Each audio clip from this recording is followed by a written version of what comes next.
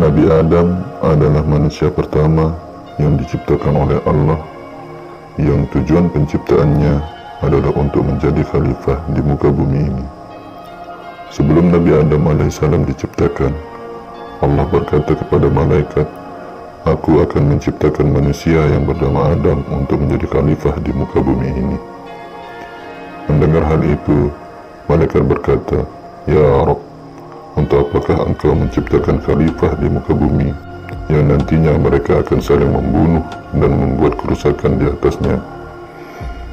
Allah menjawab, "Aku lebih tahu daripada apa-apa yang tidak kamu ketahui." Setelah Allah menciptakan Nabi Adam dan ditiupkannya dia ruh dan dia diajarkannya ilham, Allah menyuruh malaikat untuk menyebutkan nama apa-apa yang ada di sekelilingnya. Lalu malaikat menjawab, "Ya Rabb, aku tidak mengetahui apa-apa kecuali yang engkau perintahkan kepadaku sebelumnya." Kemudian Allah menyuruh Adam untuk menyebutkan nama-nama benda yang ada di sana. Nabi Adam menjawab, menyebutkan semuanya itu tanpa salah sedikit pun. Lalu Allah memerintahkan malaikat untuk bersujud kepada Nabi Adam. Sujud yang dimaksud adalah sujud merendahkan diri atas keutamaan Nabi Adam, dan bukan berarti sujud sebagai ibadah. Para malaikat pun sujud, akan tetapi ada satu makhluk yang ingkar terhadap perintah Allah tersebut. Makhluk itu adalah iblis. Iblis menganggap dia tidak pantas untuk sujud merendahkan diri kepada Nabi Adam. Ia merasa lebih tinggi derajatnya dari Nabi Adam karena dia diciptakan dari api dan Nabi Adam dari tanah. Dengan pengingkaran iblis itu, Allah pun murka dan mengusir iblis dari surga dan memasukkannya ke neraka dan kekal di dalamnya. Lalu iblis berkata kepada Allah Subhanahu wa Ta'ala, "Ya Allah, oleh sebab Adamlah engkau mengusirku dari surga ini dan menempatkanku ke dalam neraka. Aku memohon kepadamu, ya Rabb, sebelum engkau memasukkanku ke dalam neraka, aku memohon kepadamu agar engkau menangguhkanku hingga hari kiamat untuk menggoda Nabi Adam dan semua keturunannya agar mereka ingkar kepadamu untuk menemukanku di neraka kelak."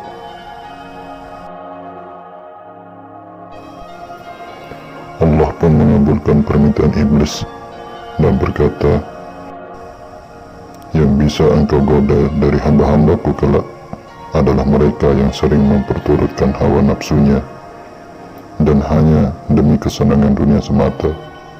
Tetapi hamba-hambaku yang selalu ingat kepadaku, yang beramal soleh dan yang selalu bertakwa kepadaku, engkau tidak akan bisa menjerumuskan mereka seperti yang engkau inginkan.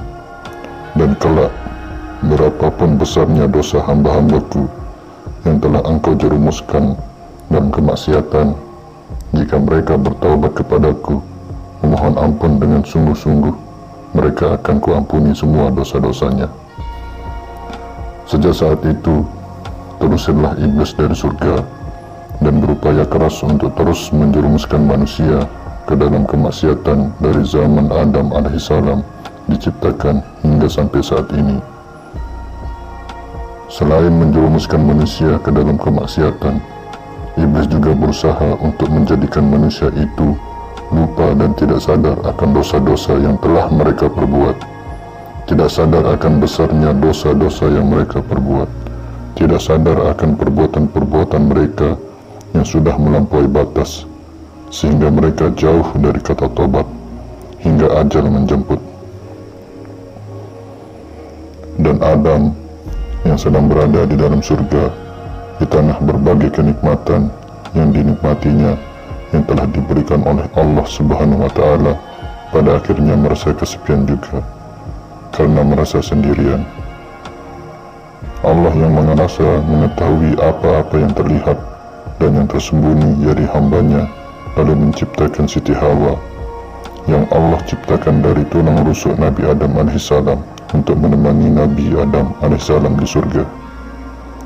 Allah berkata kepada mereka, "Aku telah menyempurnakan nikmatku kepadamu, dan nikmatilah semua yang ada di surga ini, kecuali satu hal, Jangan pernah engkau sekali-kali mendekati pohon khuldi ini, apalagi sampai memetiknya. Nabi Adam pun mematuhi perintah Allah tersebut. Sementara iblis yang sudah sejak awal menyatakan perang dengan Nabi Adam dan semua keturunannya mencari jalan untuk menyingkirkan Nabi Adam.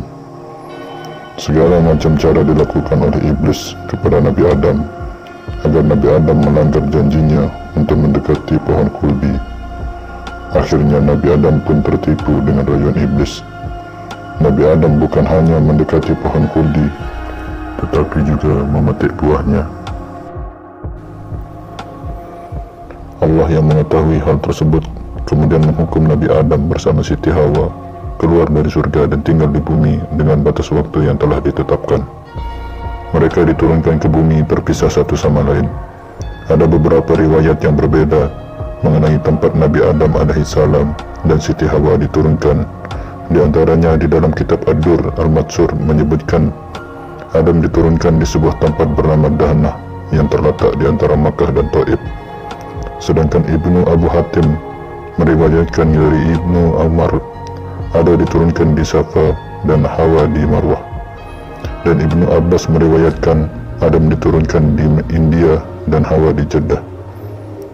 Nabi Adam alaihissalam dikeluarkan oleh Allah dari dalam surga merasa sangat bersalah dan memohon ampun kepada Allah seraya berkata, Rabbana zulamna anfusana wa illam taghfir lana wa tarhamna lanakunanna minal khasirin. Nabi Adam terus-menerus mengulangi doa tersebut hingga 40 tahun lamanya. Kemudian Allah mengampuni dosa Nabi Adam dan mempertemukannya dengan Siti Hawa setelah 40 tahun lamanya terpisah. Tempat bertemunya Nabi Adam dan Siti Hawa adalah Bukit Jabal Rahmah, kota Arafah di Arab Saudi.